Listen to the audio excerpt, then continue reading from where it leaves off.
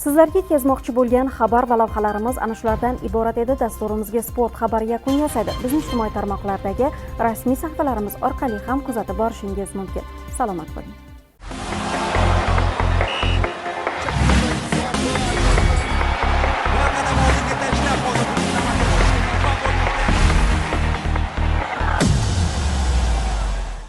Bugun yoshlarni sportga keng jalb etish, ularning orasidan iqtidorli, iste'dodli sportsevar yoshlarni saralab olish borasida aniq chora-tadbirlar asosida ish olib borilyapti. Ta'lim muassasalarida bo'lib o'tayotgan sport musobaqalarida esa yoshlar faol ishtirok etgan holda sport sohasidagi tajriba va mahoratini namoyon etishmoqda.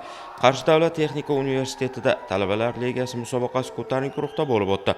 Musobaqaning yakuniy bosqichida g'olib va sovrindorlar aniqlandi. Voleybol bo'yicha hal qiluvchi bahslar murosasiz uchrashuvlarga boy tarzda kechdi. Dastlab yarim final o'yinlari o'tkazildi. Keyin esa 3-o'rin g'olibligi nomiga aniqlik kiritib olindi.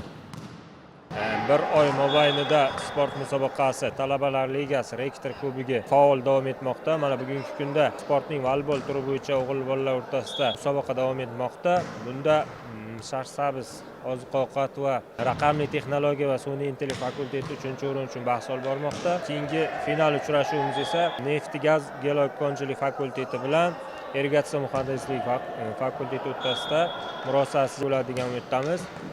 12 ta sport turi bo'yicha bir oydan beri sport musobaqasi jadal davom etmoqda.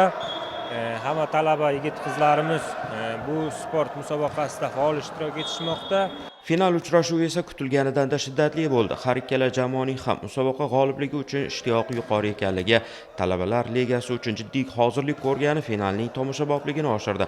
Yakunda Shahrisabz oziq-ovqat muhandisligi fakulteti jamoasi 3-o'rin bilan kifoyalangan bo'lsa, irrigatsiya muhandisligi fakulteti voleybolchilari 2-o'rindan joy oldi. Musobaqa g'olibligi va rektor kubogi Neft-gaz va geologiya fakultetining voleybol jamoasiga nasib etdi.